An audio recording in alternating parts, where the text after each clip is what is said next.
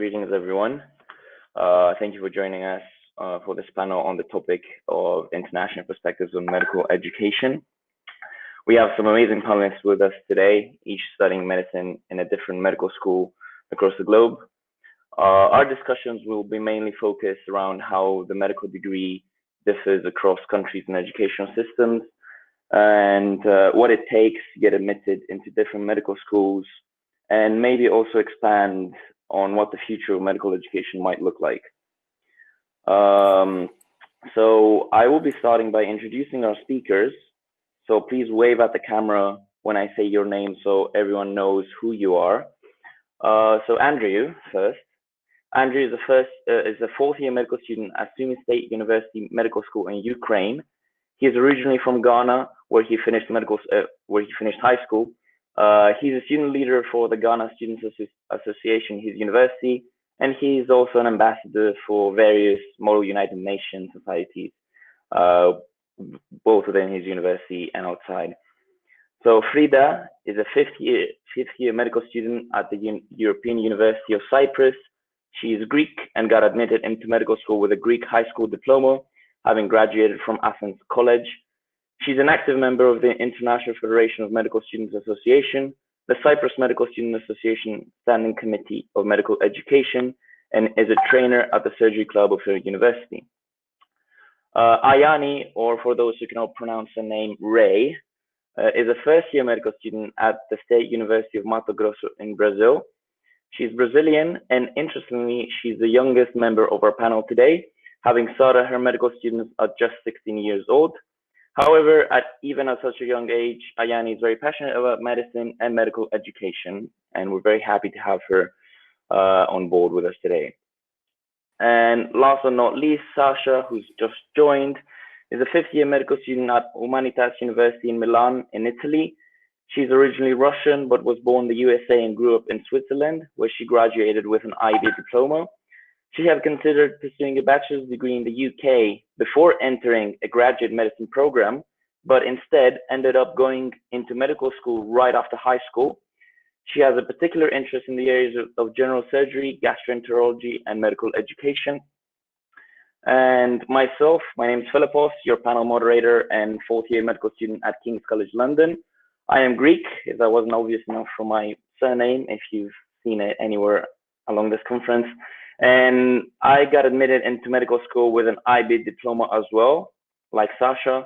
I have a particular interest in medical technologies and innovations, especially within the surgical field. Before we begin this panel, I would like to set some ground rules, both for the speakers and for those who are joining us. First of all, I would like to kindly ask from our panelists to be mindful of time and be relatively concise in their answers. I will have to interrupt anyone who goes on for too long, just to allow everyone to have a say in what we're discussing. And I'm also reminding our viewers, which I've pinned a message on the chat function on the right, that you can submit any questions you have, but make sure that you mention someone who you want to answer a specific question. The instructions can be found on the top of the chat box. But we will proceed to be answering any questions after 1 o'clock, because up to that point, we will be discussing a few topics that we've prepared for this panel. So I'll start off with my first question that goes to the whole panel. And I'm going to ask each one of you, why did you decide to pursue your medical degree in your current university? And what was your journey like in getting admitted into medical school? So I'll probably start with you, Andrew.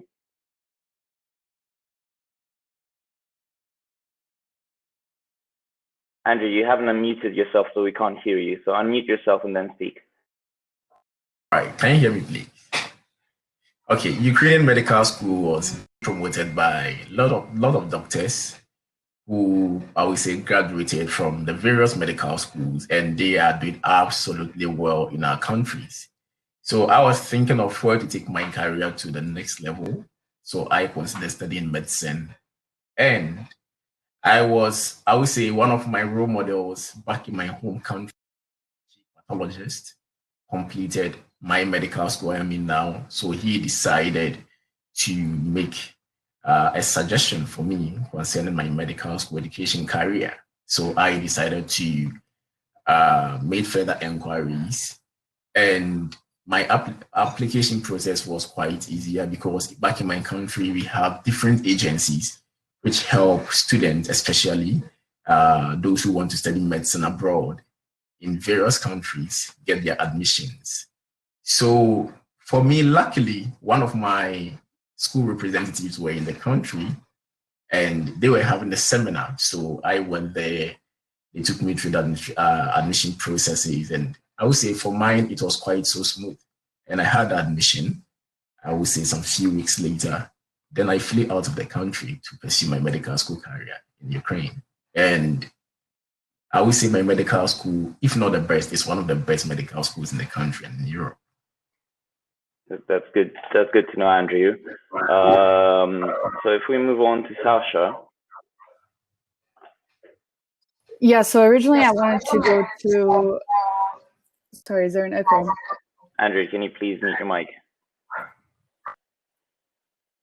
So yeah, I originally wanted to go to medical school in the UK, but I didn't have the exact grade requirements required.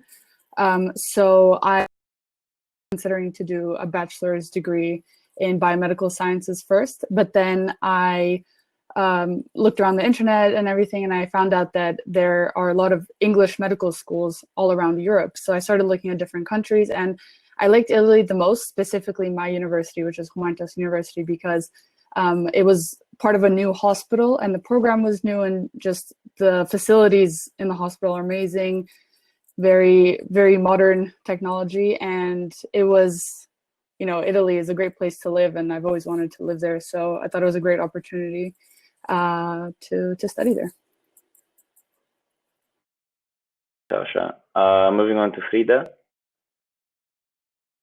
So high for me. The reason why I decided to study in Cyprus, number one, is I wanted to study in English. I was doing the Greek diploma, not the IBDP, so I wasn't aware of the UK cut. So then I started looking for a university that I could be admitted in without the need of UK cut. I found out some universities in the European region, so eventually, actually, I decided to study in Cyprus, number one, because it was convenient for me as far as it regards the language. So my degree, my classes are happening in English, but during my rotations, I don't have to learn another language. Number two, so it's almost always sunny. It's a very nice place to live.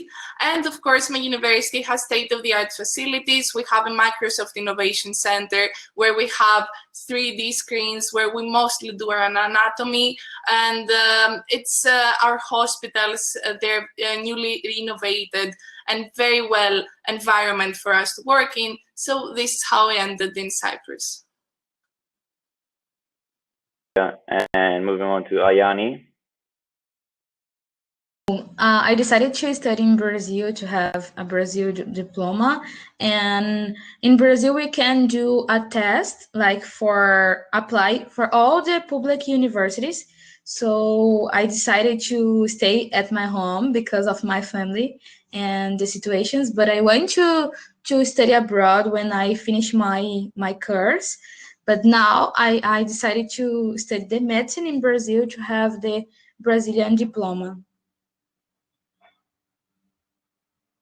Okay, thank you. And it seems from offers I got that you can get an appreciation of just how many ways someone has to study medicine, both in Europe and abroad, and how many options there are. It's just a matter of looking into what's available and recognizing where you're coming from, what sort of qualifications you have, what high school you finished, and how you can then pick and choose where you apply.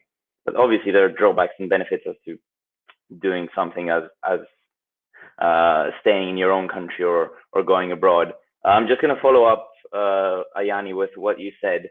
So do you ever wish you went abroad to study medicine instead of staying in Brazil? I know you spoke a bit less. I'm just going to give you the opportunity to expand on that. one of my dreams was like study abroad in medicine, but I started to look the things to study abroad, and I was thinking that it was so difficult because I want to work in my country one day. So having the Brazilian diploma will like be easier for me. So I want to finish my course here and specialize abroad in some area of medicine and return to my country to continue working here. So it will be more easier if I study here and finish my medicine course here and specialize abroad and return to work here. So that's why I decided to stay here and doing my medicine course here and before doing the other things. Okay, that makes absolute sense. And I think everyone who wants to return to their country has thought about this, going somewhere else and then coming back. Any questions that are being submitted on the chat? I'm just reminding you that they will be answered at 1 o'clock. We're just running a set discussion that is meant to take place in the panel. But any questions you have, we'll take in turn to answer them at 1 o'clock, after 1 o'clock. So I'm going to open up another topic now, which has to do with how kind of medical education is changing and evolving, and how many university programs and curricula have adapted to this change. We often separate what we call a traditional medical school curriculum that split their program into preclinical years and clinical years, with largely systems-based approaches to teaching medicine. And we contrast them to the new and progressive, as we would call them, curricula that push for early clinical exposure and what they call a spiral pattern of learning medicine, where knowledge is kind of built and refined by revisiting concepts and skills again and again. So Sasha and Andrew, I am aware that your universities have a tendency to be a bit more traditional in the way they teach medicine. So what do you think are the benefits and drawbacks of having a more conservative approach to training doctors? So whoever wants to start first, please do. I can start. So yeah, in Italy, as you said, pathway, we have 2 years preclinical, and then starting from third year, we have the clinical years. Italy is actually quite a theoretical country. Also in other degrees, not just medicine, there tends to be more of a push on the theoretical knowledge and not the practical knowledge, which has its benefits, of course, because then, you know, you have the theoretical knowledge that a very strong base, but then it's the drawback of that, it's hard to apply it when we get to the clinical years because it's so far along in our degree. But myself and other international students overcome this by doing electives abroad, such as in England or back in our home country. So there's always an option, you know, there's, even if the university doesn't have a lot of clinical exposure, there's always ways to get around this. All right. Okay. So concerning our medical school education, it's very traditional, and I would say that we have the preclinical and the clinical parts. So all I can say is, I would say it's very advantageous because I feel that there are a lot of years ahead of us for us to practice our medical, like to concern our medical school careers or our medical careers, to be specific. And what I can say is the old system, the traditional system, really helps a lot in the sense that, especially for our medical schools, we are allowed to use cadavers to study the human anatomy and all these. And they are, I would say it's a very good system of learning.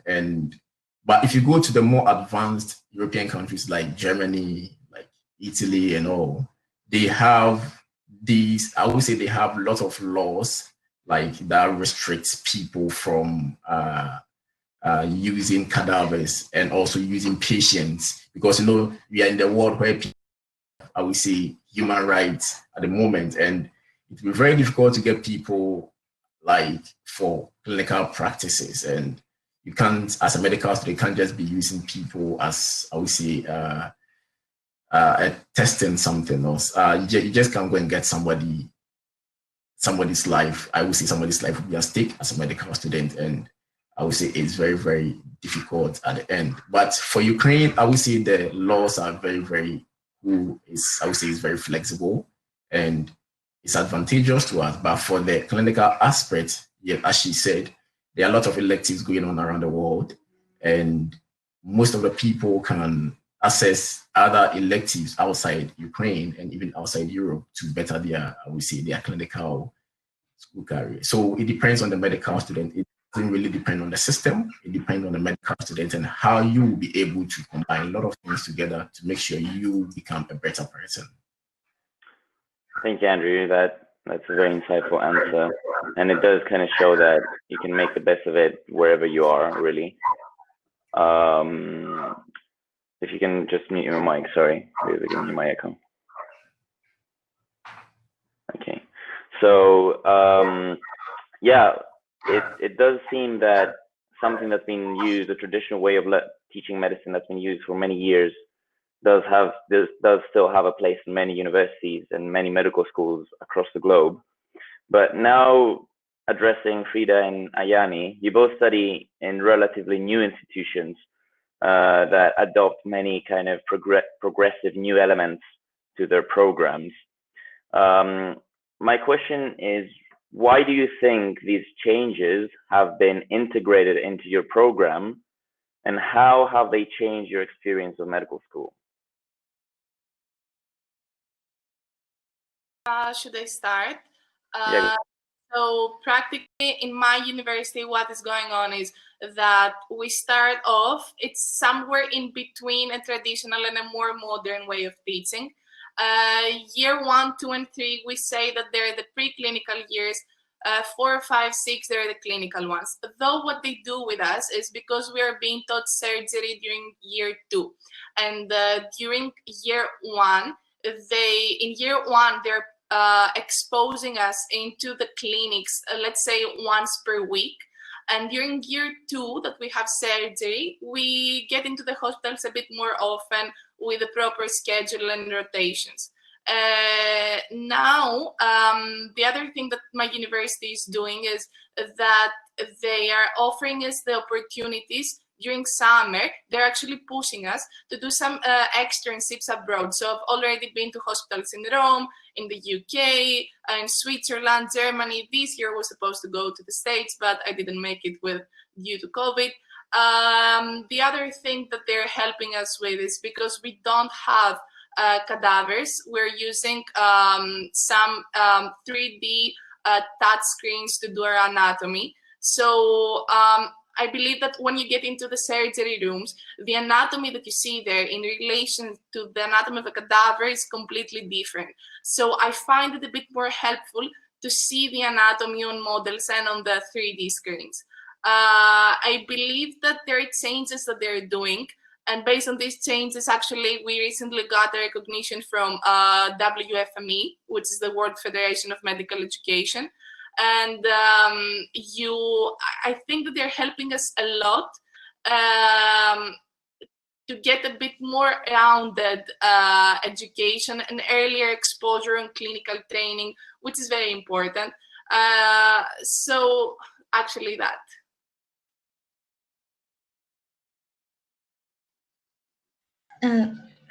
I will start. In Brazil, until like 222, all the universities will be progressive and activity methodologies, because we start to look to our country and the professionals and see that they don't have empathy and bad communication with the patients. So Brazil decided to change the way to teach medicine in Brazil. So in my case, I started to study in a new university. So I went in a new university, and now I'm studying practice in the first year medical student, and it's so good for me, because in other universities in Brazil, they started to study English in the second or third year, and I'm studying practice the medicine, the clinical, like in my first semester. So I'm like more confident. I have more confident to talk with the patients.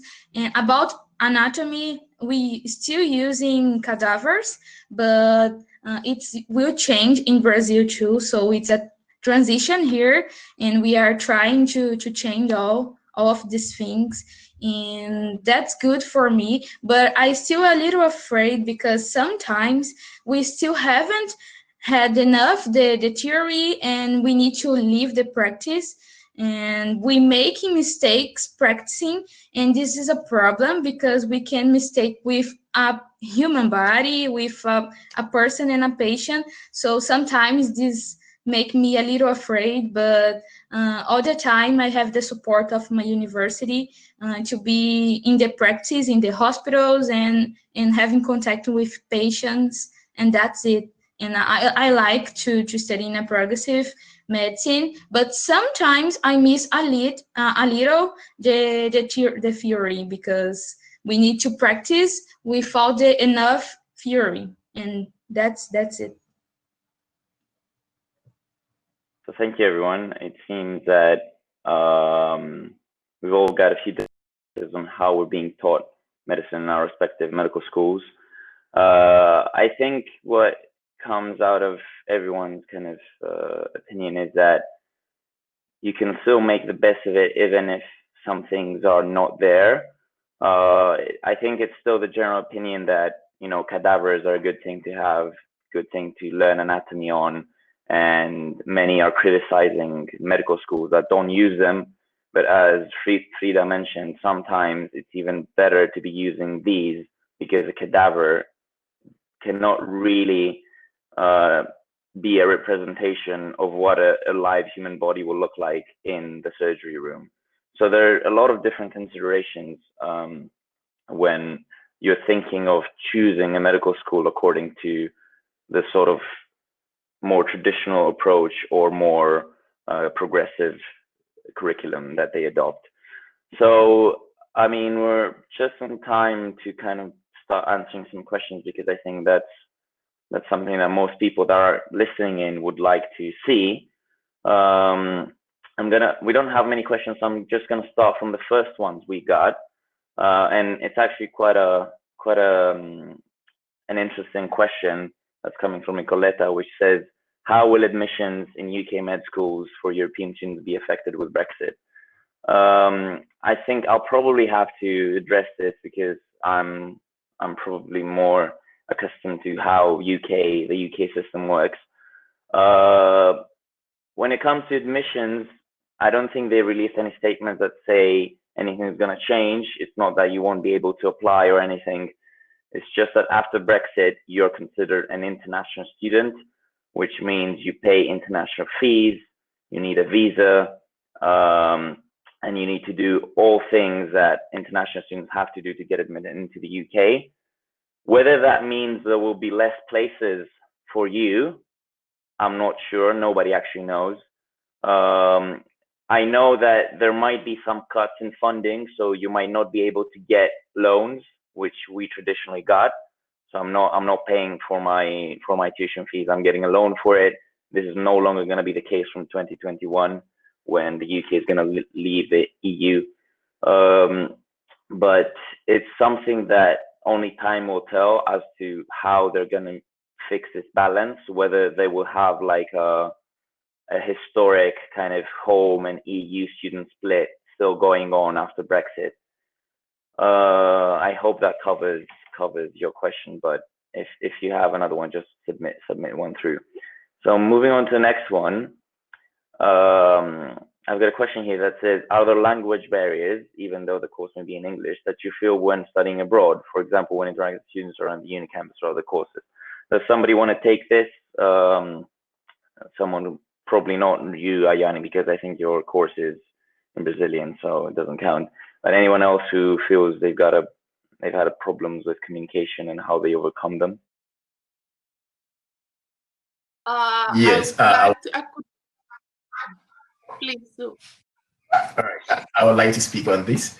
Oh, Andrew, Concerning, we don't have your mic is turned off. Can you turn it on, please? okay, can you hear me, please?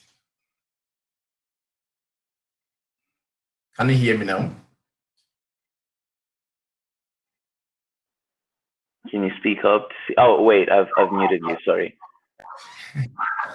All right, no problem. So concerning this, yes, I will say that I don't know about other parts of this world, but I'm specifically speaking on behalf of Europe.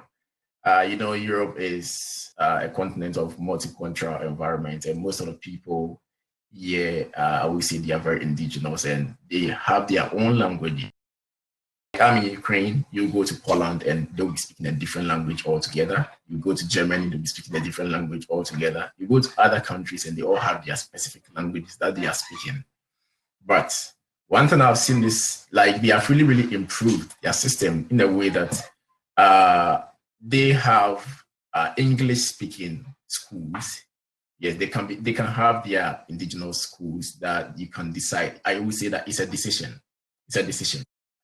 It's compulsory that you decide to choose a school which doesn't speak English at all. We have English speaking schools and their language speaking schools. So it's a decision for you to decide on, for you to make. And there is one confession I would like to make. You see, there are people who came to Ukraine and studied the medicine in their local language. To be honest,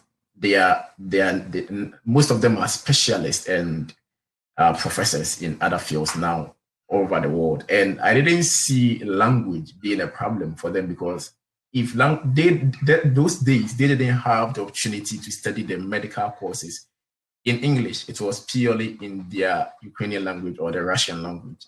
And they are top, I would say, they are at the top of the game. They are on top of the game now. And above all, I would say that they also learned new skills. They speak the languages very, very well. They have found themselves in, I would say, top United Nations organizations they are working with because they can speak different languages. But now I would say the world is flexible now, and we have a lot of schools that can speak English and Ukrainian and Russian and Italian. It's a decision that you make, and I wouldn't say that it's a barrier. It's I would say it's a learning process. That's how the world is. You can't just live on a single language. You have to know how to adapt to situations. That's the most important thing. Wherever you find yourself, whether in the UK, whether in Italy, wherever you find yourself, I think that medical schools, it's not just about the medical, not just about the medical school, the medicine you're studying. Learning a different language as part of your own personal skill and development is I would say, it's a plus for you. So I wouldn't see it as a barrier, but I would say it's a learning process for you because you don't know what life holds for you. Thank you. Yeah, it's interesting what you're mentioning, Andrew, and seeing it as an opportunity to kind of develop yourself, because you might be studying it in English, but your patients are not speaking English, so you have to use another way to communicate with them. Maybe sometimes even have a kind of a universal way of, like, when you're examining patients, you don't always have to say something. You can show them what to do, and I think it makes you a better doctor in having to communicate in environments where you actually don't know the language. And I think this is something that Sasha also has an experience of, because she's studying in English, but most of her patients, from my experience of Italians, many of them don't actually speak English or don't speak English very well. So you do have to kind of find other ways to communicate with them, whether that is in Italian or some other way. I don't know if Frida wanted to add something to that, because I did see she wanted to say something just briefly. Okay, so actually it's more like an experience what I wanted to share. Most of my friends are from university. So we're half-half, let's say. We're half Greek-speaking, half from abroad, meaning Germany. We have a lot of people from Arab countries. So most of my friends are not Greek-speaking. So the way that we're communicating after a point, which is a bit funny, it's a mix. So they will speak some Greek, we will speak some English. I have learned some of their languages. So it's a bit funny, let's say. A bit after a point, it's a bit of a mix. you have your own dialect, let's say, and it's a cool experience actually to have people from different backgrounds and adapt to their culture, adapt to the way that to their language. It's a very nice experience. So if this is like one of your anxieties, let's say, about starting in a English-speaking university, just don't think about it. You will get adapted to it very quickly. And Andrew, I'm not sure if you think you've covered this, but someone asked whether you think that what sort of tips you could give to foreign students who want to go to a foreign system of education, because I think it says about Europe. Yeah. Do you think you've covered that? Should I, if the person who's asked this wants to type in the chat box whether they're happy with his answer? I'll move on to the next one, and maybe we can come back to this if it's something that needs to be readdressed. So just looking at the rest of the questions, Sasha, did you address the whole Humanitas University request? I think there's a lot of interest from the audience about your university. What's your kind of experience from the university? Would you be recommending it to people that are interested? Yeah, for sure. I mean, I might be a bit biased because I go there, but I think it's a great university. It's quite a small community. I think in total we have only 700 students throughout the 6 years. And it's such a friendly community. Everyone is, willing to help each other, and kind of touching on the language barrier aspect. Of course, it's quite tough in the beginning, especially since many Italians, well, besides students, don't speak English. So you're really fully immersed into the language. So the first couple months are quite scary, but everyone's super friendly and everyone's willing to help each other. The older students, the Italian students, everyone's willing to help the new students out.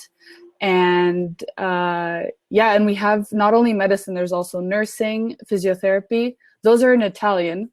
And there's quite a divide between the medical degrees and then the nursing degrees, because the nursing degrees, the students are all Italians. But as the years go by and when the international students start learning Italian, there's like more combination, we start interacting with each other. So it takes time, but I mean, the Italian language it's very doable to do in 2 years. And there's lots of support from professors and doctors if you don't speak the language. And yeah, I do recommend it for sure. Yeah, thank you for that. I'm just going to try and address all the UK related questions all at once if I can, just so I can get them out of the way. So Connor's asking, are the entry requirements for UK students generally the same, 3A at lay level, for international medical degrees through English? From my understanding is whether if a UK student is trying to enter an international medical school, what sort of requirements they have. I think, knowing Italy's case, from my perspective, I know they don't really ask for specific requirements as to A levels because they have their own entry exams. Many universities across Europe, and Sasha and Andrew and also Frida can confirm with me, they have their own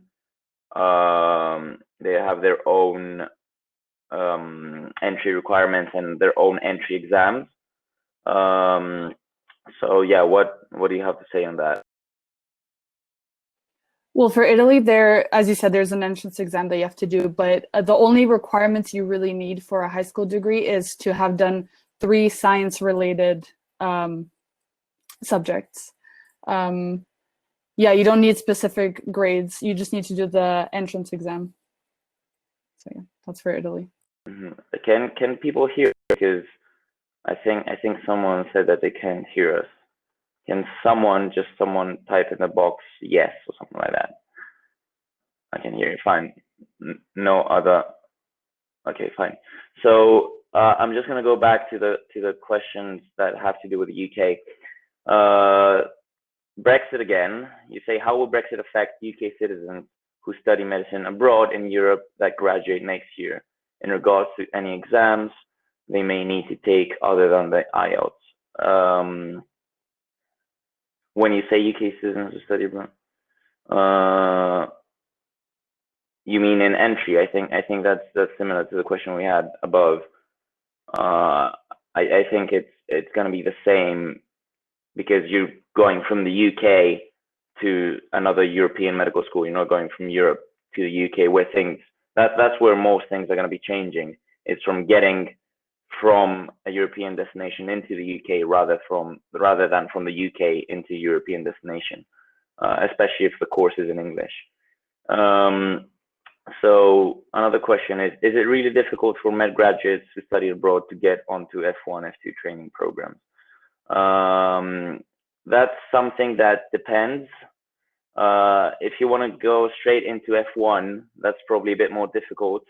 And generally in the UK, we have, throughout med school, we get this mindset of doing a lot of things that you will need for your applications. So getting research, getting publications, getting experience and clinical placements. So they prepare you for their own system. We are being trained in a system that wants to keep us, and that's evident from everything they do. Like 5 years ago, we used to have a lot of surgery in our programs. Now, pretty much across all of the UK, they're removing surgery because they want more GPs and psychiatrists. So you can see how this balance is being affected top down by the National Health Service in the UK. In terms of getting into training, there's also what's called, I think, like an interim foundation year, where it's kind of like a year before F1. Many doctors who graduate from medical schools abroad do this before entering into a normal F1, F2. So that's definitely something to consider. And okay, and I've got another question that says about international recognition. I think I'm going to answer this again. Sorry if I'm rumbling too much, but in terms of international recognition, from my perspective at least, it's not something that's hugely important, but something that you do have to consider if you're thinking of studying in places like the US or the UK, where they do put a lot of emphasis on, there's a lot of competition. So definitely rankings and the sort of stuff you do within medical school are going to count. I'm going to have to pick a question, because we've got a few and we should be finishing up soon. I'm going to go back to the question that was addressed to Andrew. So the question says, regarding the question about the tips, could you be more precise as to adjusting to a totally new environment combined with studying? What will you say helped you overcome that insecurity? And I'm gonna address this to Rayanni as well, which is not something that has to do with the language barrier, but also with the fact that you started medical school quite a young age. I suppose that insecurity was one of the principal. Are you listening me? Yeah? Are you listening me? Okay. In my case, I was so insecure when I passed to medicine, because I was expecting to pass for medicine with my 17 or 18 years old.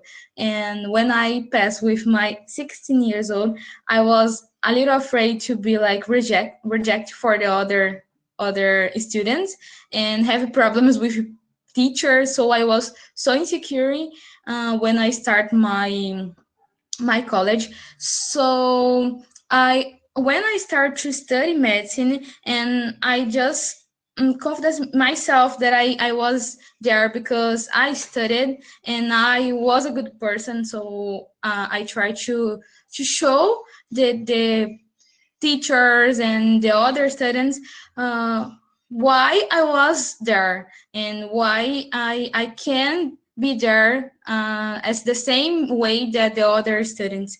So that makes me more confident to the start of my course. Nowadays, I still a little afraid to participate in some conference and congress because I'm a little younger, so I has the fear to be like judged because of my age, and some things like oh, you don't have the age to study medicine, and I don't think so. I guess that uh, there's no age to study medicine, like, or so older or younger, because I have the maturity to be there because I study, and I'm dedicating for my course, so that makes me more confident and more calmer to be there and continue studying and don't have fear to be judged because of my age or other things in my college. I don't think that I don't know if I answer the question well. No, But I think you're doing great. You don't really have to worry about what anyone judging you. yeah, And it's a pleasure to have you on board, even if you think you're too young to be in a panel, which is not the case. That's not a thing. a So little afraid. Andrew, if I can just have you kind of answer your part, and I've also got another add-on to that question from someone else who's saying, wait, let me just find it. Whether I've lost it. Okay. Yeah. So if you can answer that kind of bit of the question I told you before, and there's someone also asking how is studying medicine as an African in Ukraine, if there are any acts of racism. So if you can address these two questions at once, that would be great. All right, thank you very much. Concerning insecurity, I would say that first of all, like before you be deciding to move out of your comfort zones and exploring life, I would say that you should be very, very prepared, much more than prepared to meet up to new challenges in life. And it all boils down to being adaptive, like adapting to new systems and new styles. So concerning studying in Europe in general for the security purposes, I would say that before you move up to Europe, there should be one of few things you should be really considering before you go out of your country. First of all, you should be financially stable, especially, medical schools are not, they are kind of expensive. And again, you should also be prepared to do the course, like to study.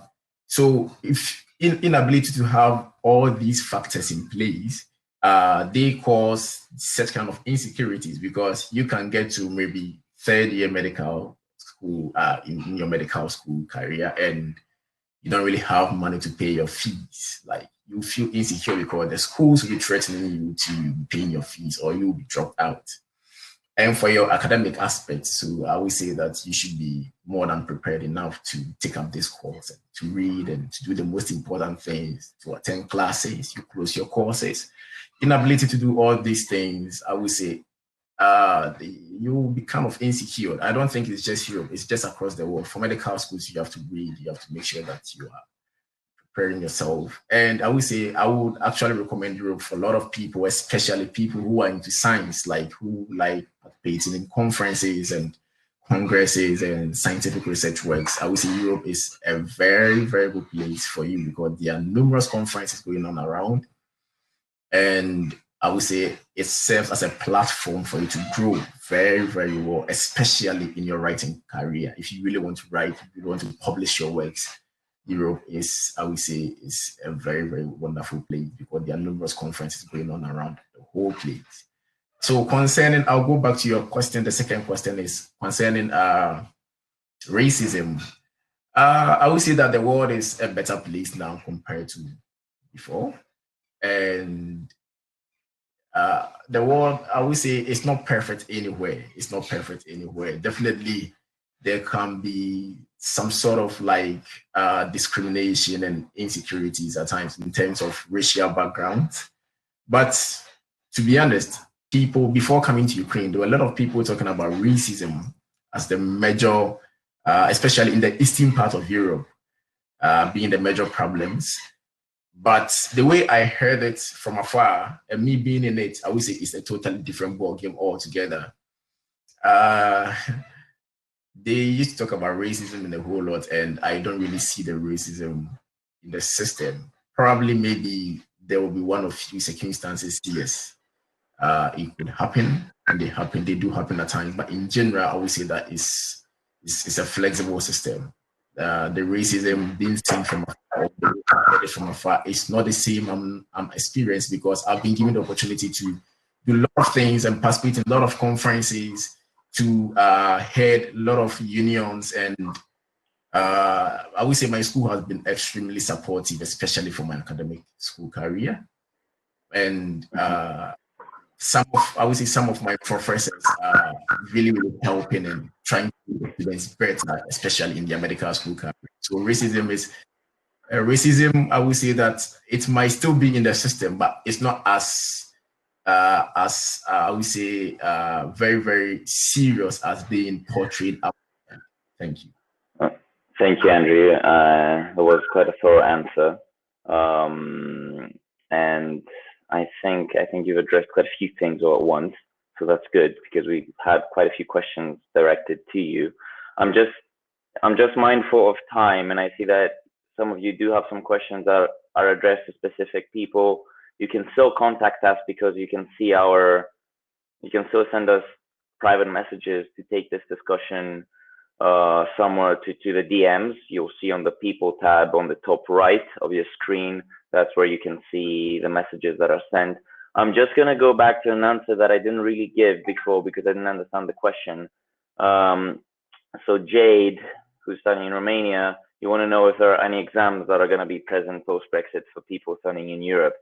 Actually, that was the case before. You had to I'm not sure if it was an exam per se, but you had to show that you had reached a level of competency and that you were safe to practice in the UK. So there's already a process in place for someone from abroad to come and practice medicine in the UK. And I'm thinking that this is probably going to be changing after Brexit, where someone who wants to work in the UK will have to go through some sort of accreditation process with the General Medical Council, which is essentially the body that all doctors are registered to, in order to be able to practice in the UK. But this is something that only with time we'll see what that exam or test will be, because we still don't have any idea of how this is going to evolve. I think we're going to be having to finish this session now, just because we have another session coming up after this.